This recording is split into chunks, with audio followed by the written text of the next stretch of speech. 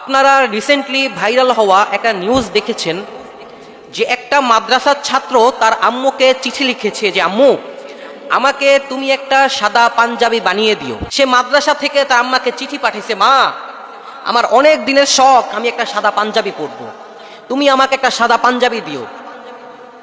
পরে আমি খোঁজ নিয়ে দেখলাম যে এই ছেলেটার বাবা মারা গেছে।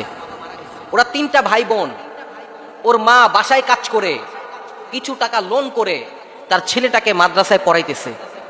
ভাই, একটা ছেলে মাদ্রাসায় পড়তে গিয়ে অনেক কষ্ট করে। আমি নিজেও কমই মাদ্রাসায় পড়েছি, আমি নিজেও জানি মাদ্রাসায় পড়া এত সহজ বিষয় নয়।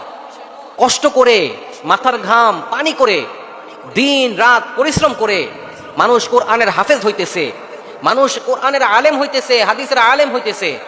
মানুষ মাদ্রাসায় পড়ে কোরআন শিখতেছে, হাদিস শিখতেছে। একজন বাবা মা অনেক পরিশ্রম করে সন্তানকে মানুষ করতেছে। এই পোস্টটা দেখে সত্যিই আমার খুব খারাপ লাগছে। আহা, আমি ছেলেটার খোঁজ খবর নেওয়ার চেষ্টা করছি যে আমি ছেলেটাকে একটা পাঞ্জাবি বানিয়ে দিব।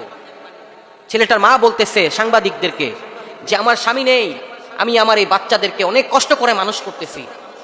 প্রিয় ভাই, একটা সন্তানকে মানুষ করতে গেলে পিতামাতা কতটা পরিশ্রম করে, অক্লান্ত পরিশ্রম করে, আপনি ওইটা সেদিন বুঝবেন যেদিন আল্লাহ তাআলা আপনাকে সন্তান দান করবে, যেদিন আল্লাহ তাআলা আপনার ঘরে একটা ভালো সন্তান দান করবে, নেককার সন্তান দান করবে, যে সন্তান দ্বারা আপনি জান্নাত কামাই করতে পারবেন। এই জন্য প্রিয় ভাই, যদিও একটু কষ্ট হয়, সন্তানদেরকে মাদ্রাসায় পড়ান, হাফেজ বানান, আলেম বানান।